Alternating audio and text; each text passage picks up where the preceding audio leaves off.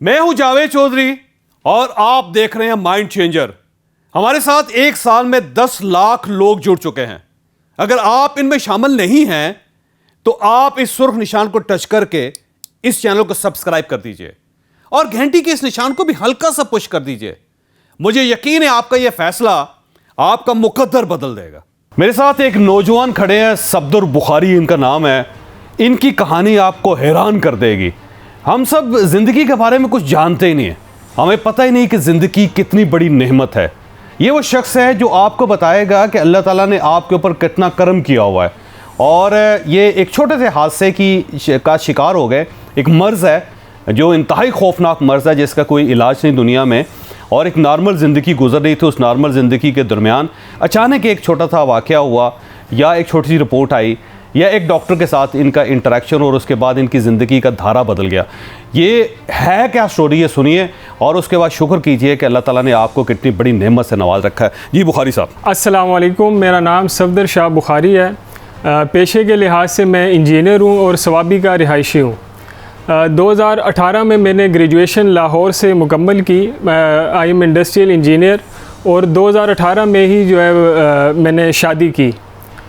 मैं अपना कारोबार करता था स्टार्ट से। जब आप स्टूडेंट थे? जब मैं स्टूडेंट था, स्टडी लाइफ में ही मैंने अपना बिज़नेस जो है वो स्टार्ट किया। क्या बिज़नेस कर रहे थे आप? सर मैं कैरोगेशन पेपर का जो है वो बिज़नेस कर रहा था। लेज़र कटिंग टेक्नोलॉजी जो है उसमें भी मैं रहा हूँ, मैं बिज़नेस कर रहा था वो उसमें। और जब मेरी ग्रेजुएशन कंप्लीट हुई तो मैं इंडिपेंडेंट हो चुका था। शुक्र अल्हम्दुलिल्लाह, मैं अच्छे खासे पैसे कमा रहा था और एक लाइफ को एंजॉय कर रहा था। 2019 में अल्लाह ताला ने मुझे बेटे से नवाजा। हसनैन हमने उनका फिर नाम रखा। अक्टूबर में 1 महीने बाद मेरे बेटे की पैदाइश की।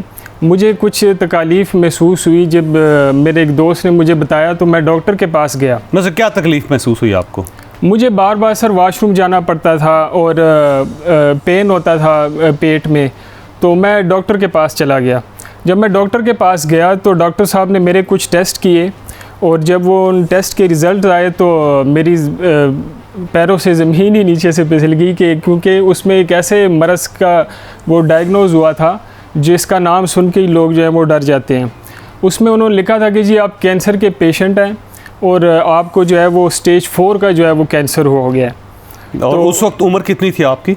मेरी 26 साल उम्र थी उस टाइम, अभी 27 है। तो हम बागे बागे शौकत खानम गए क्योंकि कैंसर के लिए एक ही जगह समझी जाती है शौकत खानम। तो शौकत खानम ने मेरे रिपोर्ट्स वगैरह देख के उन्होंने इनकार कर दिया कि सॉरी हम आपका इलाज नहीं कर सकते। तो हम वापस आ गए और वो एक रात जो थी उसमें हम सारी जो पिक्चर थी ज़िंदगी की वो रिवर्स होने लगी क्योंकि खुशी खुशी सब कुछ हो रहा था। हम चीज़ें गेन कर रहे थे, कामयाबियाँ मिल रही थी और एक ही रात में आपको बता दिया जाता है कि आप स्टेज 4 कैंसर के पेशेंट हैं। तो वो जैसे सब कुछ ख़त्म हो गया।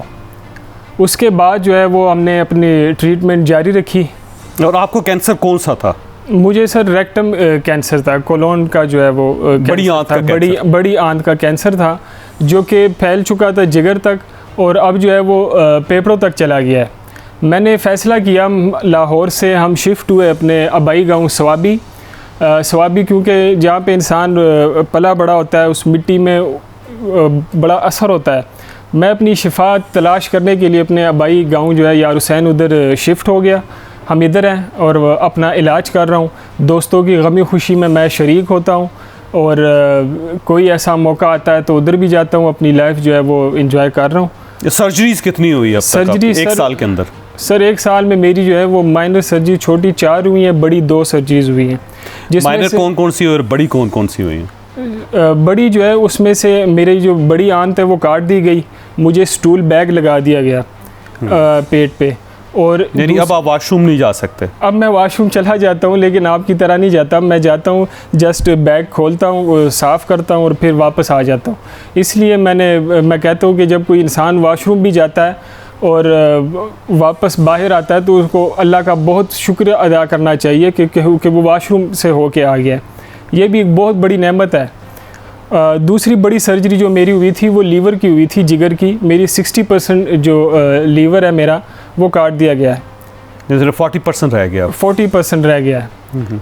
और ये मेरी बड़ी सर्जरीज हुई हैं, छोटी जो हैं वो मुख्तलिफ हुई हैं, कोई स्टंट लगे हैं, कोई पॉट वगैरह लगा है कीमोथेरेपी के लिए, और अभी तक मेरी 15 कीमोथेरेपी की सेशंस हो चुके हैं 1 साल के अंदर। जी जी, ये कोई 14 महीने के अंदर मेरे जो है वो 15 कीमोथेरेपी के सेशंस हो चुके हैं। और कैंसर जो है फेफड़ों तक आ चुका है आपके? अब बढ़ गया है, इस थोड़े अरसे में बढ़ गया है, वो ऊपर तक आ गया है, लेकिन जो है वो कोई मसला नहीं है, क्योंकि मैं घर पे रहता हूँ, अपने बच्चे के साथ रहता हूँ, अपनी बीवी के साथ रहता हूँ। मैंने अपनी बीवी को कहा भी हुआ है कि अल्लाह ताला ने मुझे मौका दिया है कि मैं घर वालों को टाइम दूँ, आपके साथ रहूँ, और मुझे यकीन है कि मैं ठीक होऊंगा इंशाल्लाह। रहमान थेरेपी के नाम से एक है सूरत रहमान, मैं वो भी सुनता हूँ, उससे काफ़ी सुकून मुझे मिलता है, तक़वियत मिलती है, और अपना इलाज जो है वो कर रहा हूँ, क्योंकि इलाज सुन्नत नबवी है, तो इलाज मैं कर रहा हूँ अपना, और आई एम फाइन। मैं खुश। वक्त कैसे गुजरता है सारा दिन आपका, सुबह से लेकर रात तक? सर वक्त गुजर जाता है, दोस्त कुछ मिलने आ जाते हैं, रिश्तेदार आ जाते हैं मिलने, बुक्स रीडिंग में गुजर जाते हैं, तिलावत में गुजर जाता है, और अच्छे तरीके से गुजर जाता है। मैं नेगेटिव चीज़ें नहीं आने देता करीब अपने, पॉजिटिव इंसान रहता है तो पॉजिटिव चीज़ें ही उसके करीब आती हैं, उससे काफ़ी तक़वियत मिलती है। इस स्टेज पे आके आपको आम लोगों में और अपने में क्या फ़र्क महसूस होता है, और आप लोगों को क्या एडवाइस करेंगे कि वो क्या करें ज़िंदगी के बारे में? क्योंकि हम सब नॉर्मल ज़िंदगी गुजार रहे होते हैं, उठते हैं, चलते हैं, फिरते हैं, खाते हैं, वाशरूम जाते हैं, बाहर आ जाते हैं, छलांगे लगाते हैं, ज़िंदगी में जो चाहते हैं खा लेते हैं, जो हमारे जिस्म में चला जाता है वो बाहर आ जाता है, तो हमें ज़िंदगी की कदर नहीं है। तो आपको जो सामने खड़े हुए लोग हैं उनमें और अपने में क्या फ़र्क नज़र आता है, और जो सामने खड़े लोग हैं आप उनको क्या बताना चाहेंगे इस वक्त? मैं यहां पे आपको चंद लम्हों के लिए रोकूंगा। इंसान और जानवर में 3 बड़े फर्क होते हैं। हम अपनी दोनों टांगों पर सीधे खड़े हो सकते हैं, जबकि जानवरों की रीढ़ की हड्डी यू शक्ल में होती है, ये सीधे नहीं हो सकते। दूसरा, जानवर सिविलाइज्ड नहीं होते, ये पकाकर खाते हैं और ना कपड़े पहनते, जबकि हम सोशल और सिविलाइज्ड हैं।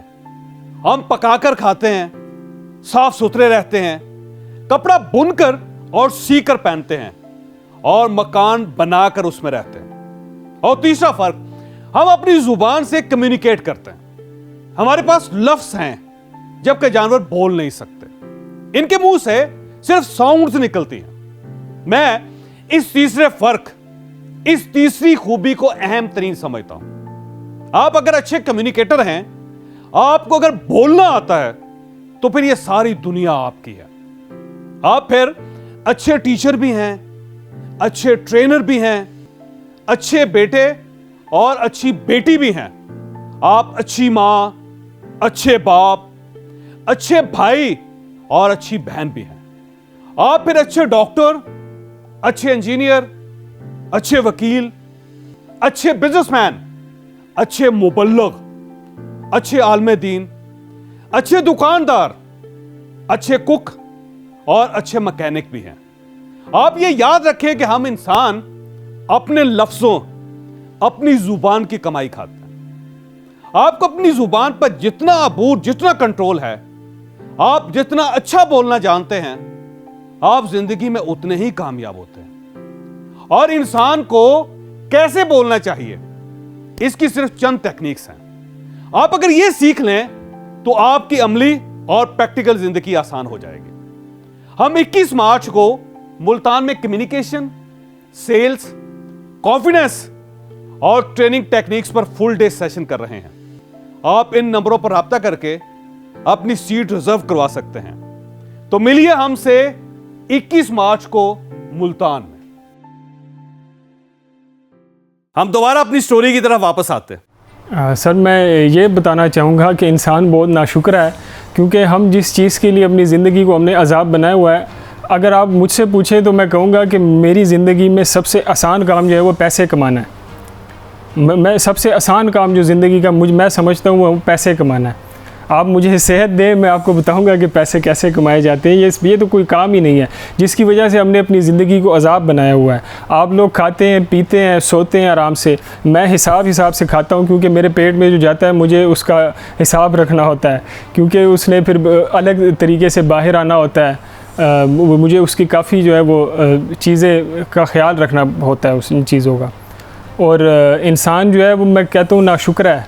अगर इंसान को पता चल जाए कि सेहत क्या चीज़ है। मूसा अलैहिस्सलाम ने एक बार अल्लाह से पूछा था कि अल्लाह अगर आपका भी परवरदिगार होता तो आप क्या मांगते? तो मूसा अल्लाह ने कहा था कि मैं सेहत मांगता। ये जब मैंने आज से 10 साल पहले सुना तो इस बात का मुझ पर कोई असर नहीं हुआ था। अब ये बात मैं सुबह और शाम मेरे जहन में घूमती फिरती है कि अल्लाह ताला ने मखलूक को बनाया है, उसको पता है कि इसमें अहम चीज़ कौन सी है। जो चिप है, मेन चिप है, वो सेहत है। आप सेहत निकाल दें, सारी चीज़ें बेमानी हो जाएंगी। मेरे लिए पैसे बेमानी है, गाड़ी बेमानी है, कोई मेरे लिए वो चीज़ें दिक्कत ही नहीं रखती। कोई रिश्ता और दोस्त, शहर, सोसाइटी, हर चीज़ बेमानी हो गई, बेमानी हो गई है। वो एक रात में ही बेमानी हो गई है, एक रिपोर्ट, कागज़ की रिपोर्ट में बेमानी हो गई है। और अगर आपको ज़िंदगी दोबारा मिल जाए, अल्लाह ताला आपको सेहत दे, और मुझे यकीन है कि अल्लाह ताला आपको सेहत देगा और आप एक भरपूर ज़िंदगी गुजारेंगे। शाह साहब, जब अगर आपको एक भरपूर ज़िंदगी जब दोबारा, जिस तरह जब आप 26 साल के थे, वही अगर आपको वापस मिल जाए, तो अब आप ज़िंदगी को कैसे गुजारेंगे उसके बाद? सर मैं शुक्र अल्लाह का बहुत अदा करूँगा और लोगों की जो है वो खिदमत करूँगा। मैं पहले भी कोशिश करता था, अब ज़्यादा करूँगा। और लोगों को ये हिदायत करूँगा, रिक्वेस्ट करूँगा कि आप लोग शुक्र अदा किया करें। अगर आपका एक दिन भी अच्छा गुजर जाता है तो आप शुक्र अदा किया करें। एक घंटा भी अगर आपका गुजर जाता है अच्छा, तो आप शुक्र अदा किया करें उस पर, क्योंकि ज़िंदगी जो है वो बहुत कीमती है। इंसान को इसका अंदाज़ा तब होता है जब चीज़ें हाथ से निकल जाती हैं।